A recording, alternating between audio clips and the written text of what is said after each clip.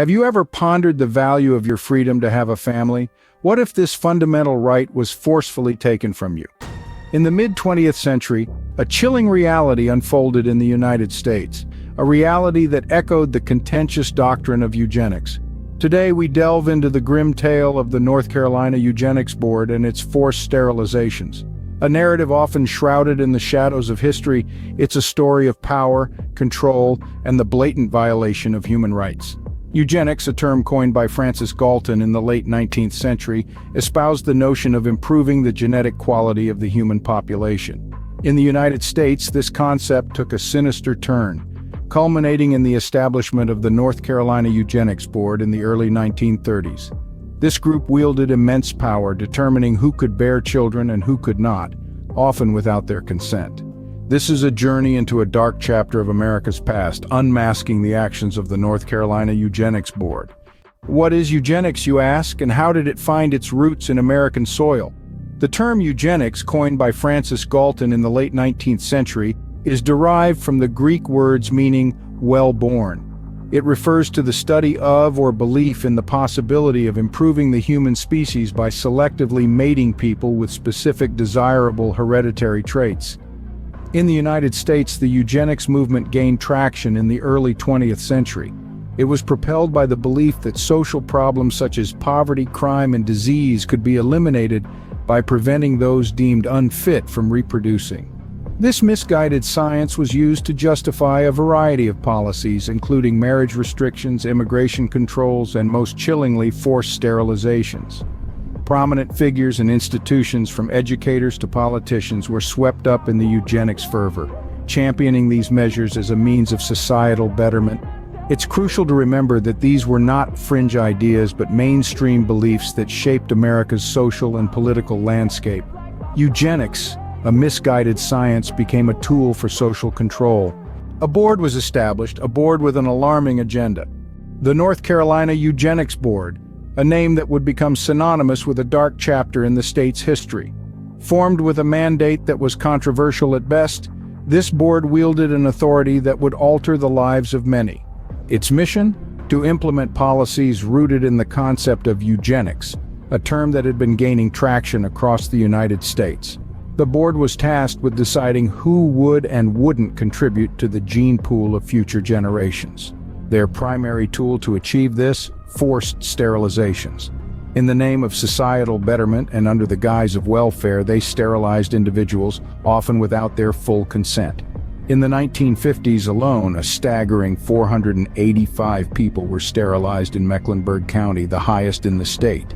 Social workers, who were supposed to protect the vulnerable, found themselves playing a key role in referring individuals for sterilization.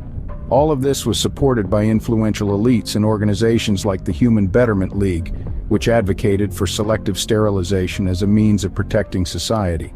The board's actions left an indelible mark on the lives of many. Their reign, which lasted until the mid-70s, serves as a stark reminder of a time when human rights were compromised in the pursuit of a misguided ideal.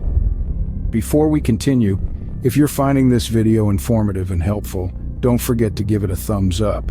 We encourage you to subscribe to our channel for more insightful content like this. Behind the statistics are human stories, stories of pain and resilience. Individuals who, through no fault of their own, were subjected to a fate they did not choose. They were the victims of the North Carolina Eugenics Board's forced sterilizations. Their lives were forever altered, their families forever changed. Let's take a moment to listen to their stories. Stories of mothers, fathers, sons, and daughters who were stripped of their right to reproduce. Among them, a young woman barely out of her teens, sterilized without her knowledge or consent during a routine hospital visit. A father who found out he'd been sterilized only when he and his wife couldn't conceive, their dreams of a family shattered. These are not just stories of heartbreak and loss, they are also stories of resilience and survival.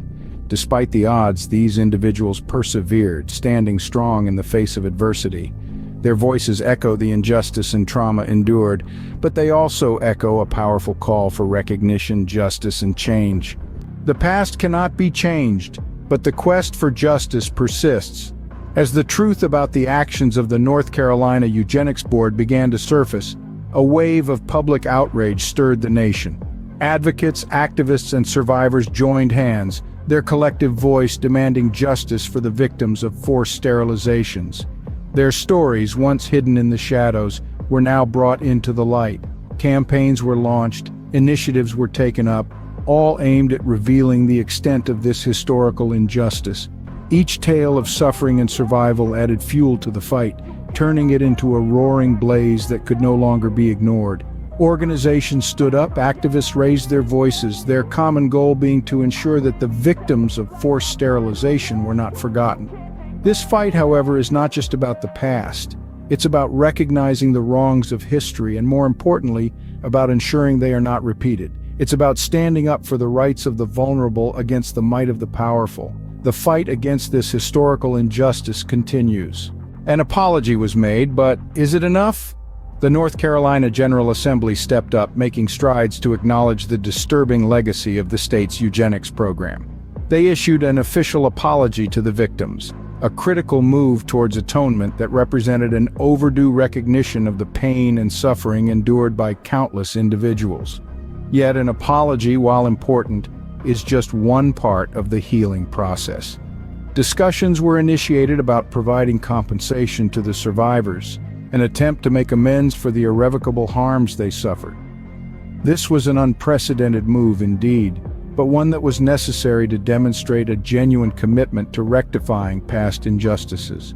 These efforts, however, serve as a stark reminder of a grim chapter in our history, one we must never forget. They underscore the need for constant vigilance and relentless pursuit of justice, for only by acknowledging and learning from our past can we hope to prevent such atrocities in the future. Remembering this dark past, we are reminded of the importance of vigilance and the relentless pursuit of justice.